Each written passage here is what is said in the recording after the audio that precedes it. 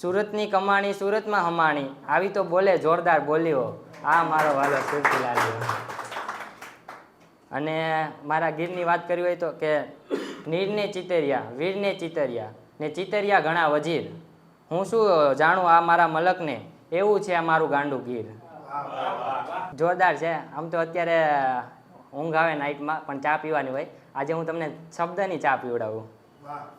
આજે મારી આખે ચાને કેવી છે, આજે મારે આખી ચાને કેવી છે, ચૂલો ચાલુ કર્યાની વાત પહેલાં થઈ ગઈ છે, હવે લાગણી પ્રેમ ચાહના એમાં વહી ગઈ છે. બે ઉકાળે સરસ પાકી જાય છે ચા મારી, બે ઉકાળે સરસ પાકી જાય છે ચા મારી, એમાં નાખેલું બધું જ ભળી જાય છે. અંગ્રેજી કોફીના ઠંડા ગરમ બે ભાગ થઈ ગયા, અંગ્રેજી કોફીના ઠંડા ગરમ બે ભાગ થઈ ગયા, મારી ચાને મારવા માટે આના તો આવા ઘણાય કાંડ થઈ ગયા. અને મારી ચાના વરસાદ ઠંડી અને તડકો તો ક્યારના દીવાના છે, મારી ચાના વરસાદ ઠંડી અને તડકો ક્યારના દીવાના છે, પણ આજે તો મારી ચા મારા ભગવાન પણ પીવાના છે.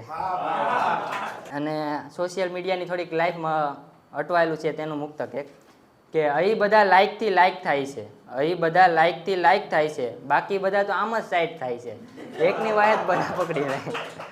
અહીં બધા લાઇકથી લાઇક થાય છે, બાકી બધા આમ જ સાઈડ થાય છે, અને સમજાવ્યા વગર ચાલુ મને કંઈ સમજાતું નથી, સમજાયા વગર મને કાંઈ સમજાતું નથી, આ બધાના મગજમાં લાઇટ કેમ થાય છે. કૃષ્ણ ભગવાનના અને રાધાના ચાહક હશો તો થોડુંક ગમશે. તારી ગોઠવાયેલી વ્યાખ્યાઓ વિખાઈ ગઈ, તારી ગોઠવાયેલી વ્યાખ્યાઓ વિખાઈ ગઈ, તમે પ્રેમમાં છો એની અમને ખબર થઈ ગઈ, અને તમે પ્રેમમાં પડ્યા તો ખરા, તમે પ્રેમમાં પડ્યા તો ખરા ભાઈ, પણ પછી લગ્ન કેમ બીજા સાથે કર્યા, રાધાને ચાહવાનું કહી અને રૂકમણી સાથે કેમ ફેરા ફર્યા, તારી ગોઠવાયેલી વ્યાખ્યા વિખાઈ ગઈ છે, તમે પ્રેમમાં છો એની અમને ખબર પડી ગઈ છે. એક શું કહેવાય કે થોડુંક હાસીલું છે, જોજો મજા આવશે. હું તને હાય પાડી દઉં, હું તને હાય પાડી દઉં, તું હાને હા નહીં સમજતી, હું તને પછી નાય પાડી દઉં, હું તને હાય પાડી દઉં, હું તને હાય પાડી દઉં, તું હાને હા નહીં સમજતી, હું તને પછી નાય પાડી દઉં, તારી 5 રૂપિયાની ચોકલેટ ખાઈ હું તને સોનો નાસ્તોય કરાવી દઉં, તારી 5 રૂપિયાની ચોકલેટ ખાઈ હું તને સોનો નાસ્તોય કરાવી દઉં, અને જો ખિસ્સામાં ખૂટી જાય પૈસા મારા, અને જો ખિસ્સામાં ખૂટી જાય પૈસા મારા, તો તારી પાસેથી 2000 નોટે પડાવી લો.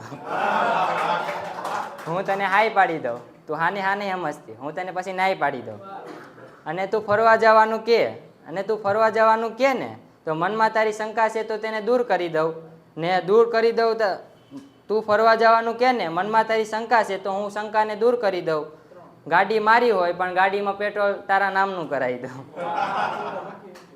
અને દોસ્ત દુનિયાદારી આમાં હું બહુ ઉતરેલો, દોસ્ત દુનિયાદારી આમાં હું બહુ ઉતરેલો, અને દોસ્તાર સાથે જવાની તું ના પાડે તો હું તને હાય પાડી દઉં, દોસ્તાર સાથે જવાની તું હા ના પાડે તો હું તને હાય પાડી દઉં, પણ જો દોસ્ત પ્રેમથી બોલાવે તો હું તને પછી નાય પાડી દઉં, હું તને હાય પાડી દઉં, તું હાને હા નહીં સમજતી, હું તને નાય પાડી દઉં. અને કલા શું કહેવાય, આપણે કલાની વધારે કદર કરીએ, એટલે કદર કરવાથી અમને કદર થઈ, કદર કરવાથી અમને કદર થઈ, કલાભૂત કલા અમને જાણે છે, તમે જે સ્વાર્થથી અમને મળવા આવ્યા છો એ સ્વાર્થ અમને જાણે છે. અને હંમેશા હું કહું ને કે સપના વધારે લખું છું, તો આ સપનાનું એક મુક્તક, મનમાં વ્યથાઓ ઘણી છે, મનમાં વ્યથાઓ ઘણી છે, બુદ્ધિમાં ચિંતાઓ ઘણી છે, અને સાચું કહું છું દોસ્ત, અને સાચું કહું છું દોસ્ત, સપનાઓમાં નહીં રહેતા ત્યાં ભૂતની કથાઓ ઘણી છે. અને હું શાયર છું પણ કોઈની શાયરી નહીં, હું શાયર છું પણ કોઈની શાયરી નહીં, અને હું સંગમાં છું પણ એમાં રંગાયેલ નહીં, અને આ રંગમય જગતમાં જીવું છું એટલે લખું છું, બાકી લખવાની ખરી ઈચ્છા નહીં. અને આ સત્તાવાર થોડુંક મારા વિશે છે. આજે સત્તાવાર મારું નામ દેવાઈ ગયું લાગે છે, કોકના ખીચ્ચામાં મારું કામ દેવાઈ ગયું લાગે છે, આજે સત્તાવાર મારું નામ દેવાઈ ગયું લાગે છે, કોકના ખીચ્ચામાં મારું કામ દેવાઈ ગયું લાગે છે, અને મફતની જિંદગી હું જીવું જ્યારે જ્યારે, ને મફતની જિંદગી જીવું હું જ્યારે જ્યારે, ત્યારે મને બદનામ કરવાનું કહેવાય ગયું લાગે છે. આપણે શું કહેવાય કે આમ જ બદનામીથી જીવન જીવન ન મજા આવે, પણ જ્યારે લાઈફ હકીકતમાં હોય ને ત્યારે વધારે મજા આવતી હોય. અને પરીક્ષા વિશેની થોડુંક કહું કે શું કહેવાય કે પરીક્ષા મને વધારે પસંદ છે, અને પરીક્ષા વધારે લખેલું છે, થોડુંક લાંબુ છે, મજા આવશે એમાં, શિક્ષક કોઈ ખસે તો વધારે મજા આવશે. છે ને તો વધારે મજા આવશે સર. આવી નજી પરીક્ષા ને ભાગી મારા અંદરની રિક્ષા. સર હું માગું તમારી પાસે હવે IMP ભિક્ષા. આવી ગયો એ દિવસ જે રોજ સતાવતો સવારને સાંજે. મનમાં એક જ સવાલ જાગે, જે વાંચ્યું નથી એ જ તો પરીક્ષામાં લાગે. અને આવ્યો હું શાળામાં ને પહોંચ્યો હું રૂમમાં. જોયા મેં બધાને સતાવ ગોતું દીવાને. આપણે ટોપરને જ ગોતતા હોય ને એ ક્યાં છે, ક્લાસમાં છે કે નહીં. અને વર્ગની અંદર જોઈ સુપરવાઇઝર, હલી ગયો ભાઈ મારા મગજનો મેનેજર. વર્ગની અંદર જોઈ સુપરવાઇઝર, હલી ગયો ભાઈ મારા મગજનો મેનેજર. અને જોવાના થઈ ગયા છે હવે ધાંધિયા, શું કરવું હવે સંધ્યા. એક તો બેન બની હોય ને એમ.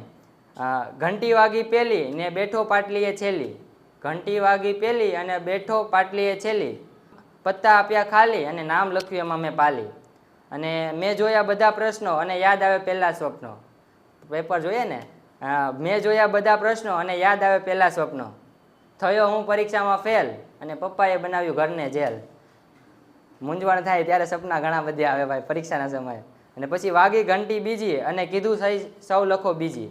વાગી ઘંટી બીજી અને કીધું કે સૌ થઈ લખો બીજી. અને જોશો ના કોઈ આજુબાજુ, નહીંતર બેસાડી દઈશ આગળની બાજુ.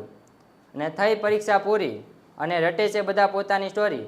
પણ હું તો શું ખુશીમાં, કેમ કે પરીક્ષામાં થઈ ગયો હું ભાઈ પાસ, હવે નથી રહેવાનું જેલમાં. તો વેકેશનને માણ્યા. આ એક એવા વ્યક્તિની જિંદગી છે કે શું કહેવાય, બધા કહે ને કે મિડલ ક્લાસ છે, અપર ક્લાસ છે અને ગરીબ વર્ગ. તો આ ત્રણેય વર્ગમાં નથી ને સમાવેશ, અને એ જિંદગીમાં જીવે છે ને એની થોડીક નાની એવી કથા છે. થઈ પરીક્ષા પૂરી ને આવ્યું વેકેશન. પુસ્તકોનું નહીં પણ કામનું છે ટેન્શન. અને અમે રહ્યા દુનિયાની 21મી જનરેશન. દુઃખ અને સુખની સ્ટોરી કરી અમે સૌને મેન્શન. અને ખાઈ દાબેલી વડાપાવ અને કરીએ શરીરમાં ઇન્ફેક્શન. ખાઈ દાબેલી વડાપાવ કરીએ અમે શરીરમાં ઇન્ફેક્શન. ને પછી ડૉક્ટર પાસે જઈને કરાવી આખા શરીરનું ઓપરેશન. અને દુનિયાની નજરમાં આવી અમે કરીએ બધું મોડિફિકેશન. અને જો કોઈને સારું ન લાગે તો અમે કહી દઈએ આ જ છે ભાઈ મારી ફેશન. અને ધક્કા મુક્કા ખાઈ અને બની ગયા પૂર્ણ પરફેક્શન. થાકી જાય ને પછી બહુ કે અમે પરફેક્ટ થઈ ગયા. ધક્કા મુક્કા ખાઈ બની ગયા અમે પૂર્ણ પરફેક્શન. કામ કરવાની તૈયારીમાં જ હતા ત્યાં આવી ગયું ભાઈ મારું છેલ્લું station. Thank you so much.